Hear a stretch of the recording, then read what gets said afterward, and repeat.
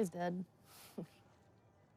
I mean, I'm sure it was such an intentional thing to call back to the very beginning, to where Joel finds himself in this situation again, and after everything that we've been through, it's like I won't go through this. And Hands in the air. just again, that irrational, maddening, desperate calling for help. I need. From this point forward, it's like the beginning backwards. Where if this is the point Sarah dies, like now you're about to do the Carrie sequence. Yeah.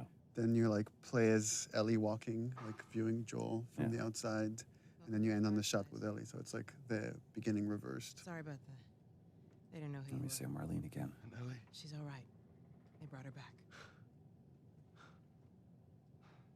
The discussions I had with Merle about this scene is, again, her desperation to find someone that will understand, that will empathize with her decision to kill Ellie to save humanity. And she's hoping she could get that out of Joel because he's the only other person that has cared for Ellie the way she has. And she can't get that out of him. I just think it was such a great way to bookend, to kind of start and begin with Marlene. And it's so great that they were able to capture just the strength that she has, even when she was sitting in that chair. Yeah. And again, she's completely empathetic, even though she's supposed to be antagonistic. It's a very similar line to what David says. You don't have to worry about her anymore. We'll take care. I worry. Just let me see her, please. You can't.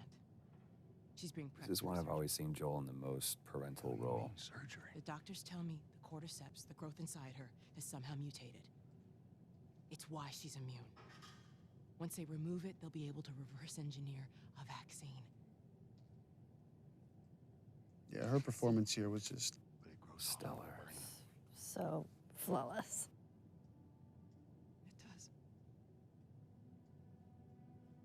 I remember talking with the music guys that were putting a lot of Gustavo's music, and the first few passes were there was this dark music that was playing here once Marlene reveals that Ellie's gonna die, and I was like, we can't play Marlene as bad because she's not bad. She's not. I mean, she's trying to save everybody.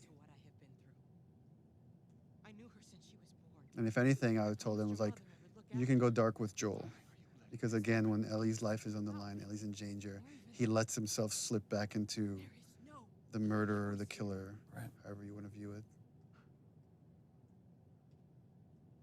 It's so interesting. I wonder how many players, like, especially in this moment right here, how many sided with Marlene and how many think that Joel was actually the wrong one. It's like, dude, listen to what she's saying. At the same time, this is the theme of the game for me right here. Is as a father, you will kill everybody else to save your kid, and that has always been kind of the through line for me. Is Joel's willing to go to the end of the line, meaning sacrifice humanity to save Ellie.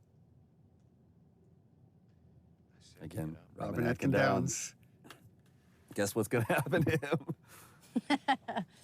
But this was so cool, too, because, I mean, we've seen all the way through both cinematic and gameplay, you know, Joel is able to take on everybody, but just this moment of resolve that I'm going to wait for my moment. And it almost looks like he's a beaten, defeated person. Give me an excuse.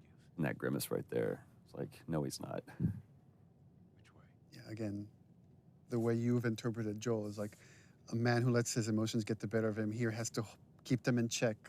You see how like he wants to destroy this man and everybody here for what they're doing to Ellie, but he has to wait.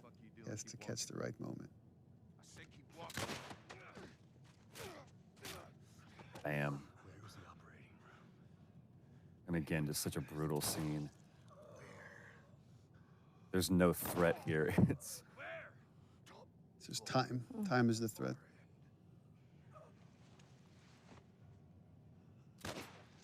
Now I'll let you die.